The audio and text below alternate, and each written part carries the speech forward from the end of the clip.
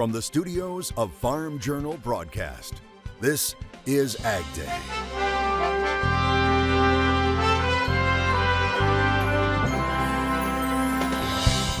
Dozens of dead animals and more than 1,000 cattle in need of rescue.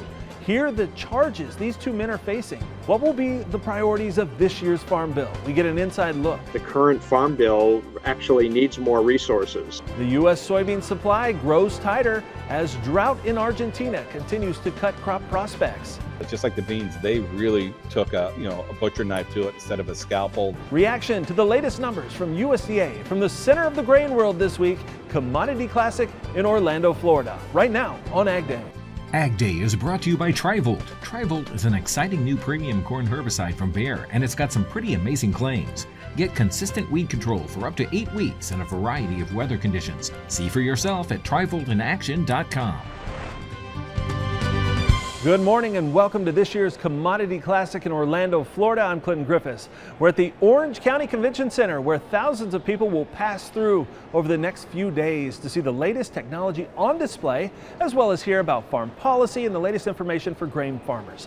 It's been a must-attend event for many farmers since it started back in 1996. And kicking off this year's convention, grain farmers have new numbers to digest with USDA releasing its latest supply and demand report. We began with current stocks, with USDA cutting exports for corn by 75 million bushels, raising ending stocks by the same amount to 1.34 billion, which was a little higher than the trade predicted. For soybeans, a different story, with higher exports and lower crush, cutting into ending stocks. That, if realized, would put them at the lowest level in 7 years at 210 million. That was lower than the trade called for. Now for wheat, the numbers are unchanged. The bigger story in this month's report may be in the South American crop production numbers, with USDA making big cuts to corn and soybeans in Argentina. With parts of the country in drought, it made no changes to Brazil's crops, however. Now, it did cut another 7 million metric tons from Argentina's corn crop as well, with 8 million metric tons from its bean crop. AgDay's Michelle Rook joining me here this week at Commodity Classic. And Michelle, USDA providing some fairly bullish numbers, especially on soybeans. That's right, Clinton. The agency was actually more aggressive in their cuts to Argentinian production than the trade was expecting, especially on soybeans, cutting that crop by nearly 20% from last month. Argentina's soybeans are now expected to fall 35% from USDA's original harvest predictions, which is more than 2009 or 2018. So the 2023 drought has been historic, but the question is, will the crop eventually drop below 30 million metric tons? I don't know if we're down below 30, Michelle. I mean, the one thing that we've known over the years, when we start losing production, it is a little bit of a race to the bottom to see how low the crop's going to get as analysts try to kind of one up each other. But there's a lot of people out of Argentina saying this crop was, they've had 7-8 different heat spells. They had a frost on this crop and the damage is done there. USDA was also rather aggressive to cuts on Argentina's corn production, which came as a surprise to the trade.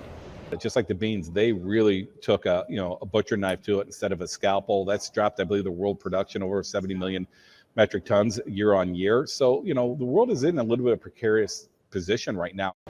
McCormick says it's still early, but the losses in the Argentina crop make the global stocks to use ratio for corn relatively tight.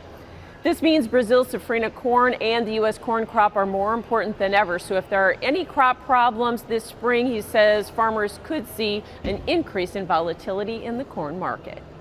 All right, thanks, Michelle. Now, policy will be a key focus at this year's Commodity Classic and the future Farm Bill. And now we're getting a new look at what will be the roadmap on Capitol Hill for the House Ag Committee. Farm Journal Washington analyst Jen Wiesmeyer getting a look at the 2024 budget letter, and key for farmers, it has an emphasis on production agriculture. Now, the focus of the 2023 Farm Bill saying with the spike in the cost of goods, especially inputs, a strong Farm Bill is needed. The budget letter speaking to the importance of funding for the farm safety net, but says due to the ineffectiveness of the existing Farm Bill safety net programs, Congress has returned to the cycle of providing unbudgeted ad hoc assistance, both for weather and market-related disasters. And the letter says that's not a fiscally responsible way to support producers.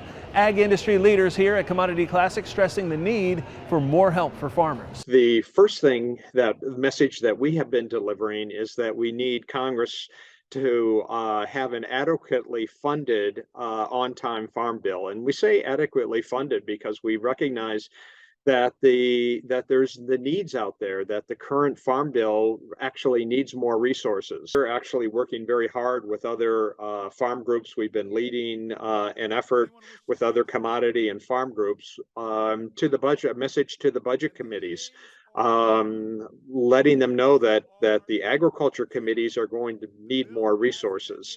We're hopeful that they can get more resources, but we're also realistic that it's going to be tough to try to get those additional resources. The budget letter also noting the importance of trade promotion programs, the conservation title of the Farm Bill, and the need to find middle ground when it comes to the Supplemental Nutrition Assistance Program. The threat of heavy rain, flooding, and more snow in the west are all very real possibilities. Meteorologist Chuck Heaver joins us with the very latest. Yeah, that is for sure. We have a lot of water coming in on the west coast. Again, it seems to be the norm. Over in San Francisco, it is just going to get hammered with more of this rain. And then we have a storm pushing through the Midwest. You can see over in the Chicagoland area, Wisconsin, northern Indiana, that's going to slide through. And then a chance for some scattered showers down along the Gulf Coast. And that is not the end of it. There is still going to be more rain over the weekend over in California. Okay, so let's take a look at what's going on out west. Now, help is on the way to dig people out of their snowbound homes in California. The Orange County Fire Authority is sharing this video. Just look at the path they carved to get to the front door of this woman's home in San Bernardino. Wow. They say not only is it life-saving, but smile-inducing. You can see she's clearly happy to have a path out of her home. That's not the end of the snow there. All the forecasts coming up, though, after the break. Grain farmers here also watching the situation in Ukraine, where the UN Secretary General this week is working to keep the Black Sea grain deal going. The Ukrainian president welcoming UN Secretary General Antonio Guterres to Kyiv. The Ukrainian president saying they are interested in ensuring there is no hunger in the world and that the goal is to extend the grain initiative. The deal was struck last year between Ukraine and Russia to allow for the exporting of grain from both countries. Now, it was negotiated and put in place by the UN and Turkey, but is due to run out next Saturday. This March 19th date that's coming up, of whether or not they're going to be able to renew this agreement, we are already starting to see fluctuations in the market that are, again, responding to a geopolitical issue, not a supply and demand issue. We do still have the ability to feed the world. We have plenty of wheat in the world. It's really what it comes down to is how do we get the wheat to the countries that can afford it at their cost. Since the deal went into effect, more than 23 million tons of ag product have been moved from the region, with 49% of that being corn and 28% being wheat. Pandemic-era supply chain issues, catastrophic climate events, and international conflicts are all culminating in higher food prices abroad and here at home. But as many Americans deal with those higher tabs at the grocery store, as Mike Valerio reports, millions of households are set to see additional food benefits expire. The war in Ukraine exacerbating global food insecurity. Last week, the Biden administration announced 3 new partnerships in an effort to boost Ukraine's agricultural sector and help supply the country's grain to the world. We've got to do 2 things at once. Get food to the hungry now, but also help countries build up their agricultural productivity and resilience. The conflict directly hitting supplies of critical foodstuffs like wheat, corn, and sunflower oil, while also impacting global agricultural production. Here's the thing that will affect the United States. 25% of the world's export of nitrogen-based fertilizer comes from Russia, Ukraine.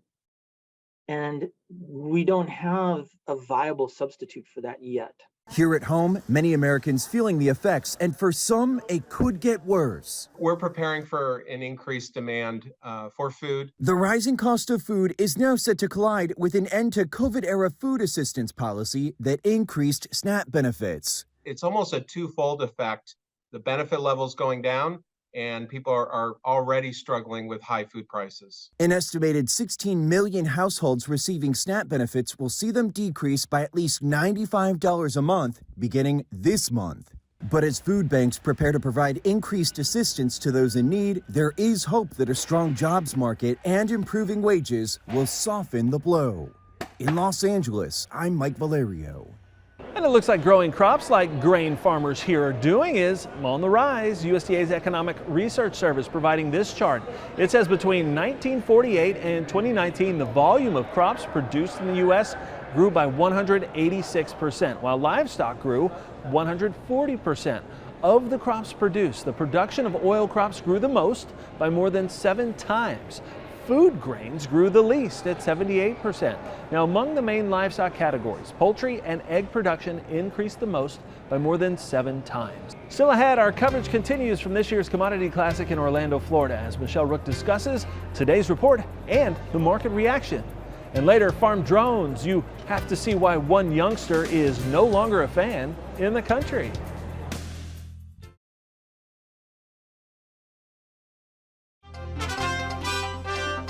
The rally in corn didn't last long after the release of the latest supply-demand report, but beans, they made some nice gains. Michelle Rook is back with more analysis from here at Commodity Classic. Well, grains did mix after the WASDE report. Matt Bennett with agmarket.net joining us with market analysis here from Commodity Classic. So we had a fairly bullish report for soybeans, but yet soybeans only ended up a little bit higher on the old crop, actually lower on new crop. Why?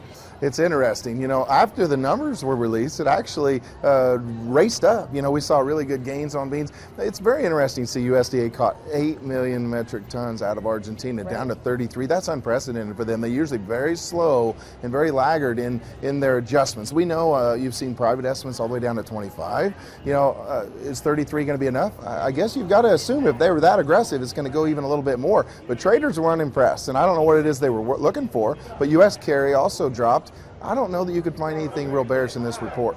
No, but we can't get or stay above resistance areas like 1540 up in that area on May beans. Yeah, it certainly looks like some of the ags, funds have maybe lost a little bit of interest in buying them. Now, is that going to be the case if you continue to drop this Argentine crop? Is Brazil going to have what the USDA said? There was no adjustments there, although they're having a hard time getting all the beans harvested. At the same time, they're having a hard time getting safrinha planted. And so you've got to assume there could be a chance for some revisions there as well. But I'm still sticking to my old crop on corn. Looks like it's going to be pretty darn tight. New crop could be a totally different ballgame. USDA was fairly aggressive, cutting Argentina corn production by 7 million metric tons as well. But because we got the increase in U.S. ending stocks, that was what weighed on the market? Right, which is a very interesting dynamic. You cut Argentina by 7 million tons, and then, oh, by the way, we're going to have less exports for corn for the U.S. The thing is that you're probably not going to be able to count on much for exports out of Argentina, especially not what we originally thought. So those two things in tandem didn't make a whole lot of sense to me, but regardless, I think exports down where they're at, probably too low for now. All right, thanks for joining us. That is Matt Bennett with agmarket.net. We'll have more Ag Day coming up. To contact Matt Bennett at Ag Market, call 844-4AG-MARKET or visit their website at www.agmarket.net. Ag Day is brought to you by Lamar's Toy Store, the largest and most diversified farm toy store in the U.S. They have new and old and do restorations and customizations too. You need to see it to believe it. Visit lamarstoystore.com or call us at 712-546-4305.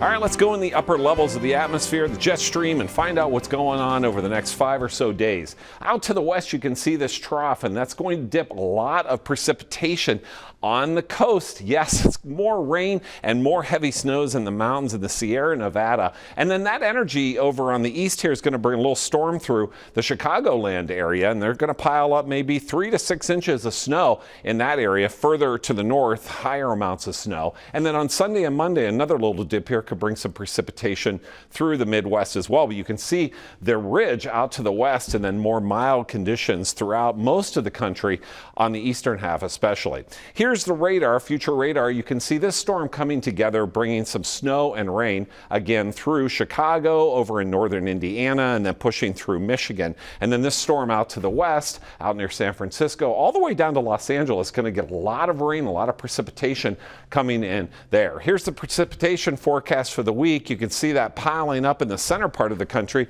here with these storms that are passing through. And then off on the west coast, again, in terms of precipitation, look at those heavy red areas, 3-6 inches of rain. That's definitely not out of the question. And up in the upper, higher mountain areas, you're going to see a lot of snow. Here's down to the southeast as well with that frontal boundary pushing through. And here's the snowfall estimates. You can see right along that line there in the Chicagoland area, 3-6 inches, not out of the question, and then up to the north with the migration of that storm across the country. Okay, precipitation estimates out on the coast, just to highlight that. Heavy rain, 3 to 6 inches right along the coast, and heavy snow, 1 to 4 feet of snow in areas where they are already dealing with a lot. Temperatures today, you can see a lot warmer down to the south. Texas still remains hot. Tonight, things cool off for most of the country. A nice cool evening, and then on there you go. The next day, we've got 36 degrees in Chicago. Still remains warm down in Florida. Now here we go. Closer look at home. East Enterprise, Indiana, 53, 39, mostly sunny. Longwood, all the way down in the corner, North Carolina, 53 and 44. And St. Francis, Kansas, 50 degrees, low 21 with sunshine. Experts say we're seeing a record early start to allergy season. They say pollen is hitting the southern and eastern U.S. earlier this year than ever before. Waves of the yellow-green dust are flooding the air, while in Atlanta, the pollen count climbed to the extremely high range on Monday, the earliest it has done so in 30 years of record keeping.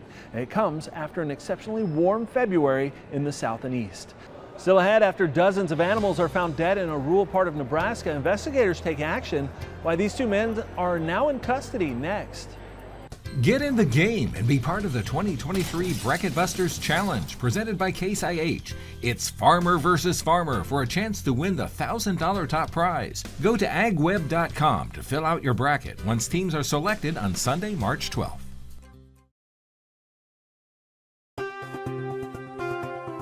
The Supreme Court has handed another loss to cattle group RCAF USA. The High Court earlier this week rejecting a petition from that group. Now RCAF arguing the USDA improperly created an advisory committee that supported the use of electronic ear tags for adult cattle shipped across state lines. The Supreme Court turning down the petition without comment. Now you'll remember last year the court denied a petition by RCAF for consideration of its legal challenge to the beef checkoff program, which effectively ended the case that had started 6 years prior. 1,000 head of cattle were seized from land in Lincoln County, Nebraska. Now, the Sheriff's Department says over the last several weeks, deputies investigated possible cases of abuse of livestock at several different areas of the county. They got a search warrant to inspect 5 sections of property under the control and operated by Larry and Matthew Mikulowic. They say they found over 150 dead cattle on that property and saw several sick and dying cattle, including bulls, cows, and calves. They have since arrested 75-year-old Larry Mikulowic and his son, 41-year-old Matthew, on 150 counts of animal cruelty. Investigators returned to seize all the cattle on properties under the control of the two, which resulted in more than 1,000 bulls, cows, and calves being transported.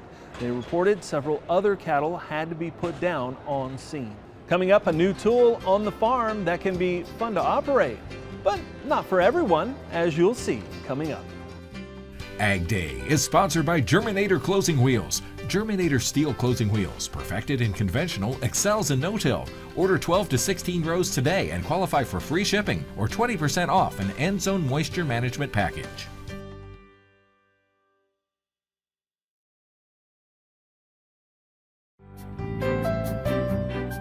In the Country on Ag Day is brought to you by Pivot Bio. What if you had the nitrogen you need already on seed? Pivot Bio is the first company to apply nitrogen on seed. The nitrogen you need, now on seed, from Pivot Bio. Learn more at pivotbio.com. Drones on the farm, they're becoming more and more popular as farmers find all kinds of uses for them out in the field. Now some are on display here at Commodity Classic, and we've talked about a lot of them in Farm Journal magazine and here on Ag Day, but you can count one young farmer as not a fan. Dan Keenan of Merrill, Michigan, who calls himself Spartan Farmer on Twitter, snapping this photo. He says whenever any of the farm magazines out there do a pros and cons of drone ownership, he says his daughter Breslin has a con for you. As you can see, that drone is clearly caught up in her hair. Little brother there looking on doesn't seem too concerned though. They did manage to get it untangled from her hair, and yes, she's okay. Now she says there was a little knot that they had to cut off, but the propellers pulled right off. Just maybe her pride was hurt a little bit as well. And that's all the time we have this morning. We'll have more from Commodity Classic tomorrow morning right here on Ag Day. From all of us here, I'm Clinton Griffiths. Have a great day out in Farm Country.